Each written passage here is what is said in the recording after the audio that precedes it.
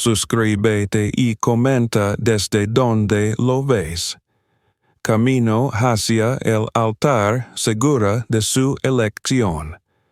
Pero un minuto antes de los votos, su hija de 9 años se levantó delante de todos y dijo unas palabras suficientes para detenerlo todo. La brisa del Cantábrico llegaba desde el norte, salpicando el aire con su aliento húmedo y salado. Mas ala del muro de piedra que rodeaba la finca, el mar rompía contra los acantilados valles con un ritmo constante y casi ceremonial. Desde la terraza principal de la casa, se veía un horizonte limpio, despejado, apenas interrumpido por las alas de una gaviota solitaria.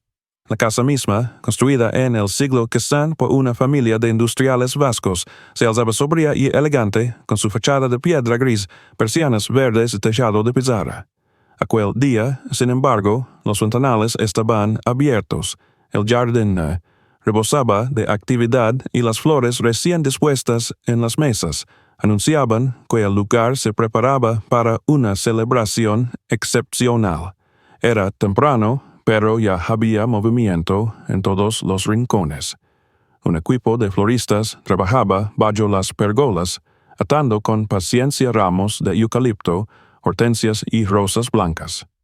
En la cocina, los encargados del catering terminaban de organizar las bandejas del cóctel de bienvenida. Un trío de músicos ajustaba la acústica bajo una carpa mientras las pruebas de sonido resonaban con discreción por los pasillos. Todo parecía marchar según lo planeado, como una maquinaria precisa, sin sobresaltos. No era para menos. La boda de Elena Navarro y Bruno Castello se perfilaba como uno de los eventos más destacados del año en el círculo profesional y social de la arquitecta.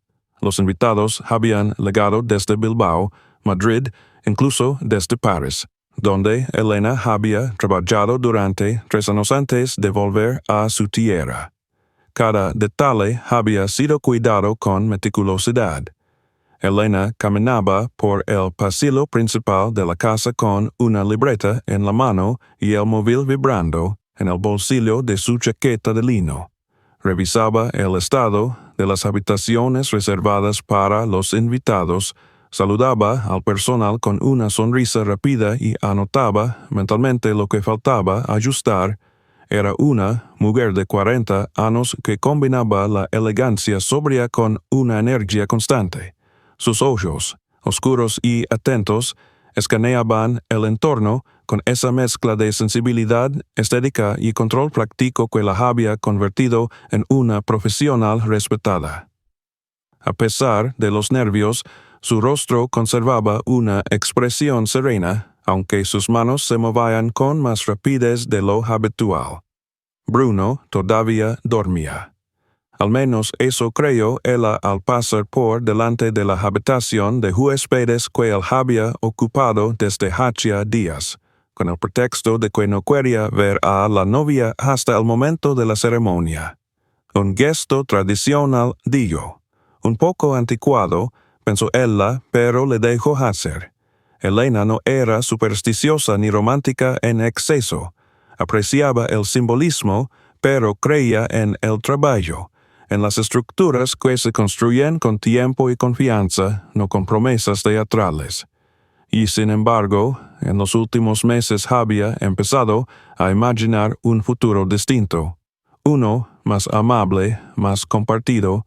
Después de la muerte de Íñigo, su esposo, no creyó que pudiera volver a abrir espacio en su vida para otro hombre.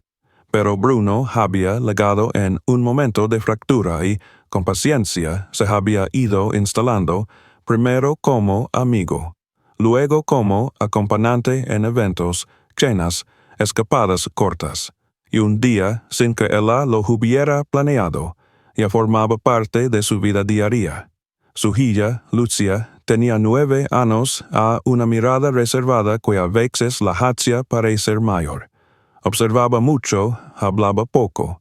Desde que Bruno había comenzado a pasar más tiempo en casa, su comportamiento se había vuelto más introvertido. Elena había intentado interpretar ese cambio como un proceso de adaptación.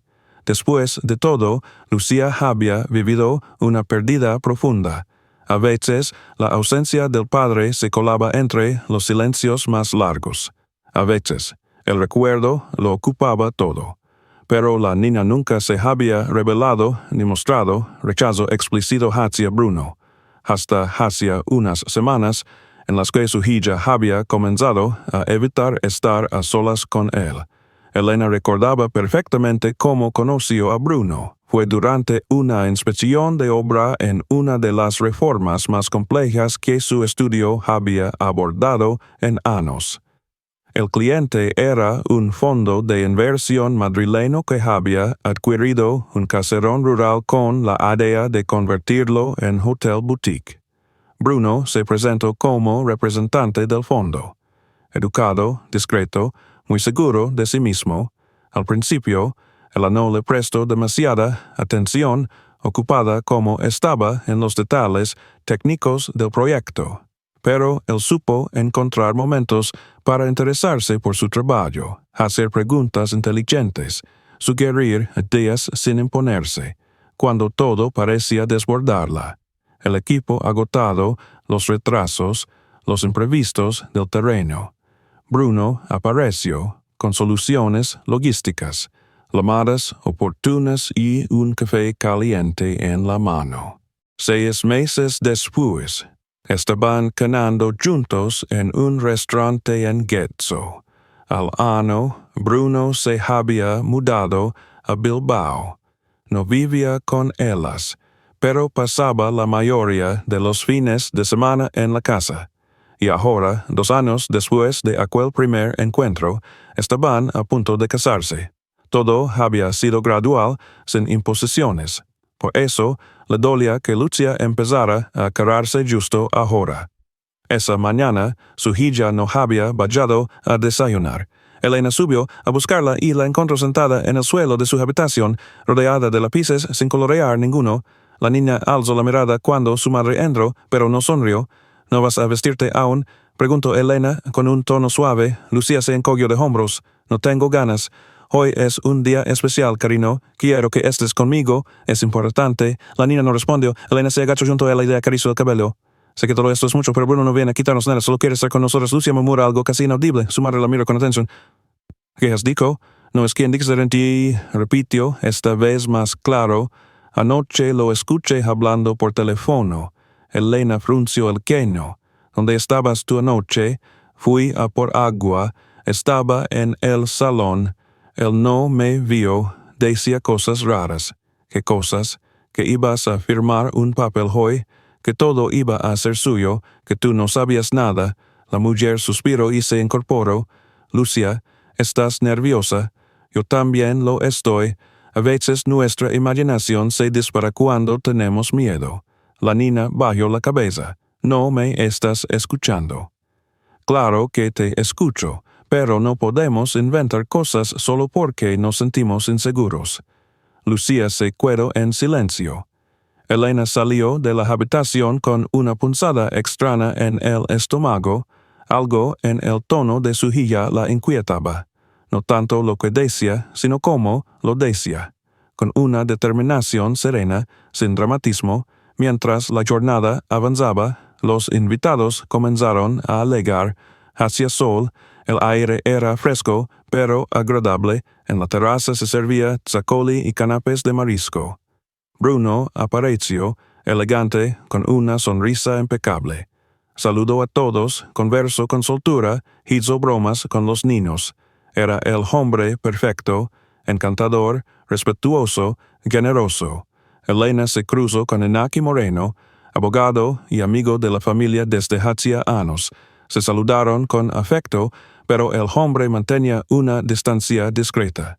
Durante un instante, Elena creyó notar algo distinto en su mirada. Duda, recelo, le preguntó si todo estaba bien. Inaki respondió que sí, aunque deslizó una frase que se le quedó grabada. A veces uno cree conocer a alguien, y resulta que apenas ha visto la superficie. No dijo más. Elena continuó con sus preparativos. Por la tarde, cuando subió a vestirse, encontró una nota sobre su tocador. Era de Bruno. Después de la ceremonia, recuerda que debemos revisar los papeles del notario. Solo una firma por el tema fiscal. Te explico luego, te amo. La boda era en unas horas. No había razón para preocuparse. Todo estaba en orden. Pero Lucia no había vuelto a aparecer. Y al otro lado del pasillo, tras la puerta del despacho, Bruno hablaba en voz baja por teléfono, sin saber que la niña volvía a escucharlo, escondida esta vez tras una cortina. Y esta vez entendió más de lo que hubiera querido. La mañana del día señalado amaneció clara, con ese tipo de cielo limpio que parece prometer que nada puede salir mal.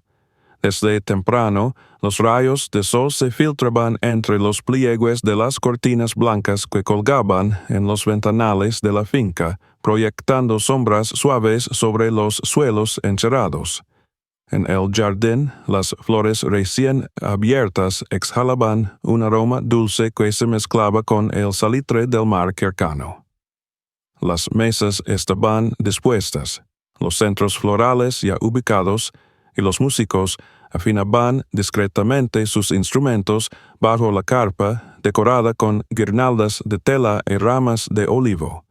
Se escuchaba el murmullo constante de los organizadores, las risas contenidas de algunos invitados madrugadores, el crujir de pasos apresurados sobre la grava. En el interior de la casa, Elena se sentaba frente al espejo del tocador mientras una estilista recogía su cabello con precisión artesanal. Vestía una bata blanca de satén y mantenía la espalda recta, aunque sus ojos, reflejados en el cristal, no podían ocultar cierta inquietud. Intentaba concentrarse en los movimientos tranquilos de las manos que trenzaban su peinado, pero su mente vagaba. Pensaba en Lucia. Desde la conversación del día anterior, la niña apenas había salido de su habitación. Durante el desayuno no había aparecido, y cuando Elena fue a buscarla, encontró la puerta cerrada con pestillo. Escuchó la voz baja de su hija diciendo que no quería bajar, que no se sentía bien. Elena decidió no insistir. Le pidió que descansara y le dijo que bajaría a verla más tarde. Bruno, por el contrario, parecía estar en su mejor momento. Caminaba por la finca con una soltura envidiable, charlando con los invitados, estrechando manos, sirviendo copas, haciendo preguntas con una amabilidad que rozaba la perfección. Nadie habría imaginado, al verlo, que la víspera se había encerrado en su despacho para hablar por teléfono con un tono seco, casi amenazante. Nadie salvo Lucia, que lo había oído desde el pasillo. Nadie salvo Elena, que llevaba desde entonces un nudo sordo en el estómago que no sabía muy bien a qué atribuir. Inaki Moreno llegó al mediodía, discreto, vestido con un traje oscuro que contrastaba con su rostro sereno. Se acercó a saludar a Elena, que se encontraba en ese momento supervisando la entrega del pastel nupcial. Intercambiaron frases de cortesía, pero cuando ella le preguntó cómo se sentía, Inaki vaciló apenas un segundo antes de responder que todo estaba bien. Elena percibió esa pausa, tan breve como inquietante, pero no quiso indagar más. Él no añadió nada. Un poco más tarde, cuando la maquiladora aplicaba los últimos toques a su rostro, Bruno entró sin anunciarse, rompiendo la tradición que él mismo había propuesto de no verse antes de la ceremonia. Se disculpó con una sonrisa, le entregó una pequeña caja con un colgante antiguo. Una joya de su abuela, dijo, y aprovecho para recordarle lo del documento pendiente. Después de la ceremonia, el notario nos espera en el despacho. Es solo un trámite de rutina, cuestiones de gerencia, impuestos, esas cosas aburridas. Confía en mí. Elena asintió con la cabeza, aunque notó cómo su estómago se contraía de nuevo. El comentario le pareció inofensivo, pero también oportuno, demasiado oportuno. Bruno besó su mejilla y se marchó. La ceremonia estaba prevista para las 5 de la tarde, en el jardín principal. Los asientos estaban dispuestos en 2 hileras simétricas, con un pasillo central cubierto por una alfombra marfil. Un arco de madera decorado con ramas de higuera a flores silvestres se erguía al fondo, frente al mar, donde el sol comenzaba a inclinarse. A esa hora, la luz bañaba la esquina con una calidez dorada, perfecta para las fotografías. Los invitados ocuparon sus sitios poco a poco. Los murmullos cesaron cuando la música comenzó a sonar, una melodía suave de cuerdas, interpretada en vivo. Bruno ya estaba esperando junto al maestro de ceremonias, vestido con un traje gris perla, impecable, con las manos entrelazadas al frente. Sonreía, pero sus ojos recorrían con rapidez los rostros sentados frente a él. No buscaban a nadie en particular, pero parecían medir el ambiente. En el interior de la casa, Elena bajaba lentamente la escalera, acompañada por su prima mayor y por la organizadora del evento. El vestido caía sobre su cuerpo como una segunda piel. Caminaba con determinación, pero cada paso era un esfuerzo. Recordaba la voz de Lucia la noche anterior. Recordaba su mirada, la certeza muda con la que hablaba. Esa niña nunca había sido propensa a inventar historias. Y, sin embargo, lo que insinuaba era imposible. Cuando llegó al vestíbulo, se detuvo un momento frente a uno de los ventanales. Desde allí se veía el jardín lleno de rostros sonrientes, cámaras, copas de vino. Y entre los árboles, justo al final del camino, la figura pequeña de una niña con un vestido celeste. Lucía. Nadie la esperaba allí. Ni siquiera Elena. Su hija avanzó por el pasillo central con pasos firmes, sin mirar a los lados, sin vacilar. Cuando estuvo a la mitad, la música se detuvo de golpe. Todos giraron la cabeza, sorprendidos. Lucía se detuvo frente al altar improvisado y, sin elevar la voz, dijo lo suficiente. Él no es quien dice ser. Te va a quitar todo. Lo escuché, iba a hacerte firmar hoy mismo. La tensión en el jardín se hizo densa, casi visible. Algunos invitados se pusieron de pie, otros se miraban entre sí, desconcertados. Bruno frunció levemente el ceño, pero enseguida recuperó la compostura. Intentó acercarse a la niña, pero ella dio un paso atrás. Elena avanzó con lentitud. Su mirada se posó primero en Lucía, luego en Bruno. Nadie hablaba. La organizadora intentó intervenir, pero Inaki la detuvo con un gesto. Cuando madre e hija quedaron frente a frente, Elena le tomó las manos. Las sintió frías, tensas, miró a su alrededor y respiró hondo. Pidió un momento a solas, tomó a Lucía de la mano y entraron juntas en la casa. Bruno intentó seguirlas, pero Inaki se interpuso. Le dijo que esperara, que era mejor así. El tono era suave, pero inapelable. Ya en el interior, Elena pidió a su hija que la esperara en el salón. Subió al despacho. La puerta estaba cerrada. Entró sin llamar. Sobre el escritorio, como si lo hubieran dejado allí adrede, estaba el portafolio de Bruno. Dentro, encontró una carpeta con su nombre. Los documentos que contenía no eran copias cualquiera. Eran autorizaciones, sesiones, contratos listos para ser firmados. Algunos llevaban firmas falsificadas. Otros, detalles que solo un abogado advertiría. Bajó con los papeles en la mano y se los entregó a Inaki, que ya había comprendido que algo no encajaba. El abogado los examinó en silencio. Luego, con la voz apagada, dijo: «Esto no es un error, es un plan». Elena se dejó caer sobre el sofá.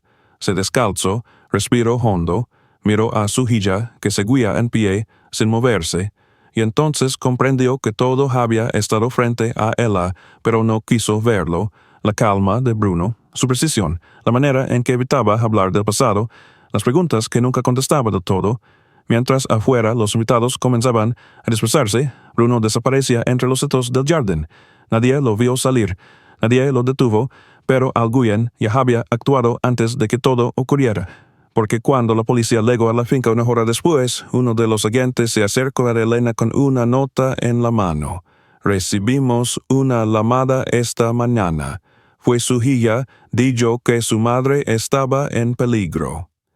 Y entonces, por primera vez en toda la jornada, Elena lloró, no de rabia ni de tristeza. Lloró porque entendió que, a pesar de todo, todavía estaba a tiempo, que gracias a Lucía no lo había perdido todo. La brisa del atardecer comenzaba a soplar con más fuerza, levantando las joyas caídas sobre los senderos de piedra y deshaciendo algunos de los lazos que los floristas habían atado esa misma mañana con manos cuidadosas.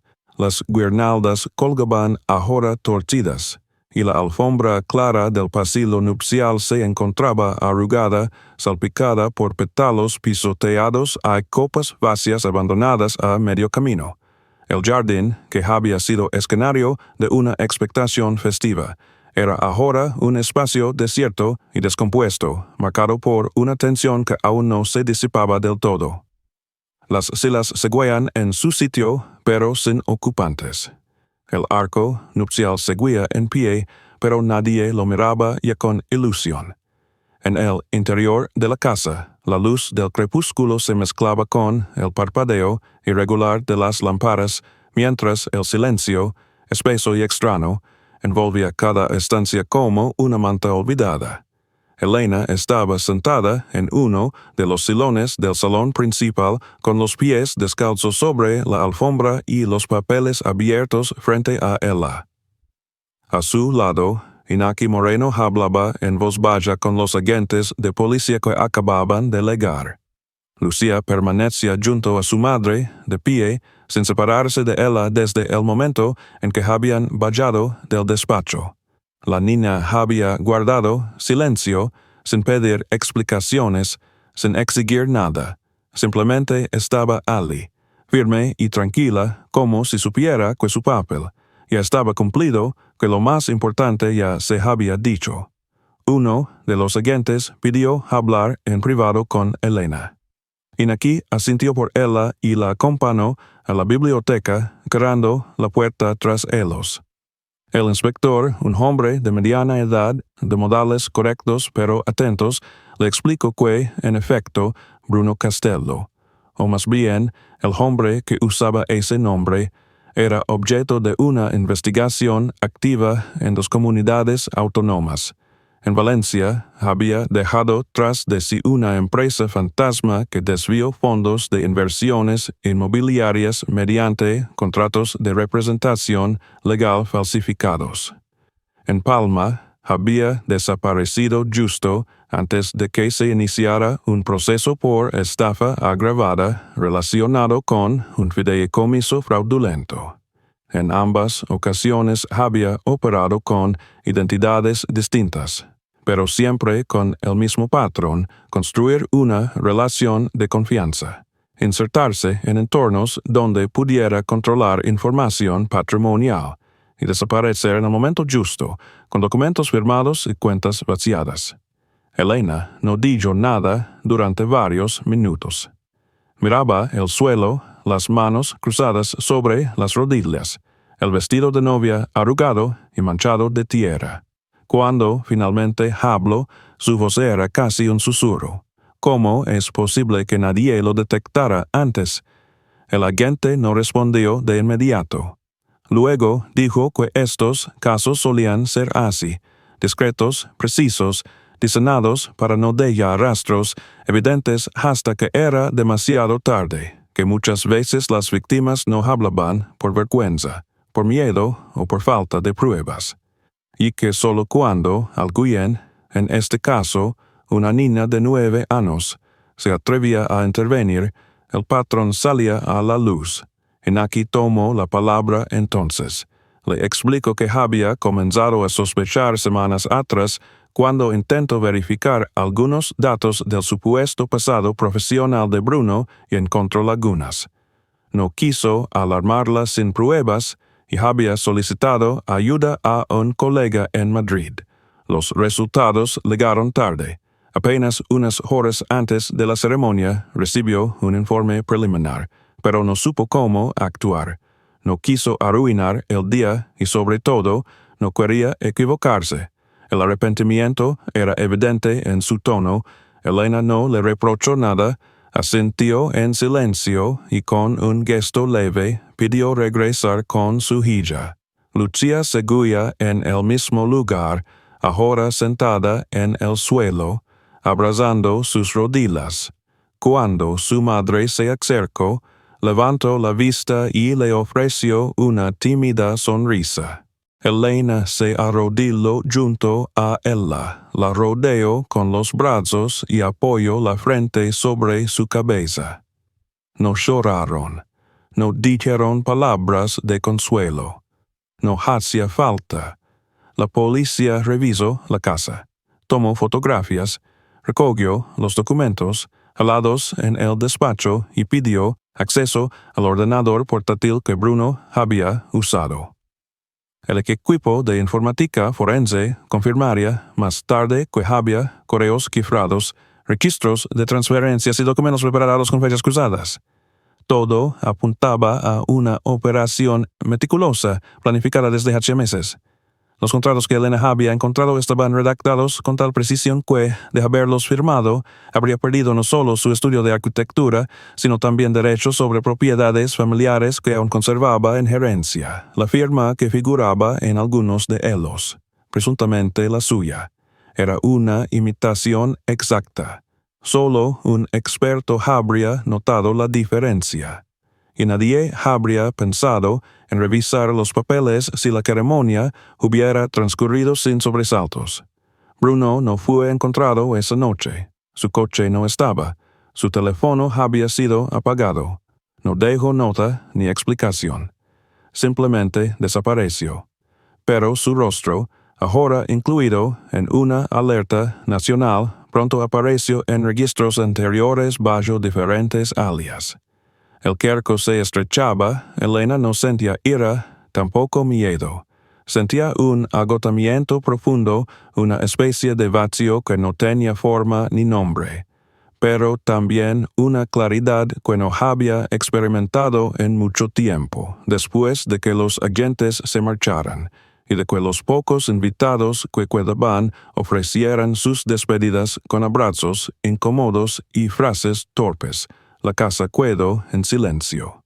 Inaki insistió en quedarse, pero Elena le agradeció su apoyo y le pidió que se fuera a descansar.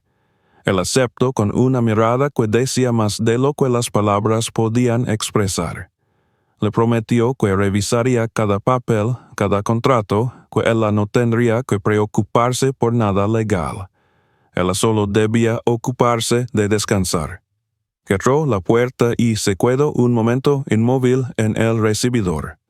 Luego caminó descalza por el pasillo, subió las escaleras, se quitó el vestido en el baño y se envolvió en una bata de algodón. Cuando bajó de nuevo, Lucía la esperaba en el salón, en pijama, con una manta sobre las piernas. Tenía en las manos una libreta con dibujos inacabados. Se sentaron juntas en el sofá. Elena tomó los documentos que aún no había entregado a la policía y los extendió sobre la mesa. Los miró uno por uno, como si al verlos pudiera comprender finalmente cómo había sido posible. No sintió vergüenza, no se culpó por haber confiado. Sabía que cualquiera podría haber sido víctima de alguien como él. No era ingenua, solo había estado cansada. Sola necesitaba creer que aún podía compartir la carga, y él lo supo. Lucía rompió el silencio con una sola frase: «Ahora ya me crees». Elena la miró con ternura. «Siempre te creí, solo necesitaba entender cómo». Volvieron a quedarse en silencio. El reloj marcaba la 1 de la madrugada cuando la niña se quedó dormida sobre el brazo de su madre. Elena no la movió. Se quedó inmóvil mirando la ventana, viendo cómo el viento agitaba las ramas del árbol frente a la casa. El día más importante de su vida había terminado en ruinas. Pero también había sido el día en que no lo perdió todo. Y eso se lo debía a su hija. A la mañana siguiente, el cielo estaba cubierto y el aire era más frío. Elena se levantó temprano, preparó café, pan tostado, algo de fruta. Despertó a Lucía con suavidad y le propuso salir a caminar. No tenían prisa, no tenían plans. Ya no había ceremonia, ni invitados, ni protocolo, solo ellas dos. Recorrieron el sendero que levaba a los acantilados. El mar seguía allí, imperturbable, ajeno a lo ocurrido. Se sentaron en un banco de madera con vistas al horizonte. Lucía apoyó la cabeza en el hombro de su madre. Después de un rato, sin mirarla, murmuró: «Sigues siendo bonita, aunque no te hayas casado». Elena rió en voz baja. Luego le tomó la mano. «Gracias a ti, sigo siendo yo. No necesitaban más. El mundo seguiría girando. Habría abogados, procesos, quizás noticias en los medios. Pero en ese instante, en ese banco frente al mar, madre e hija comprendieron que habían cruzado un umbral invisible. No estaban solas, no estaban rotas. Había verdad entre ellas. Y eso era el principio de una nueva vida. Suscríbete para no perderte nuestras próximas historias. Mira también otros videos del canal. Cada uno esconde algo inesperado. Y si esta historia te hizo pensar, compártela con alguien más.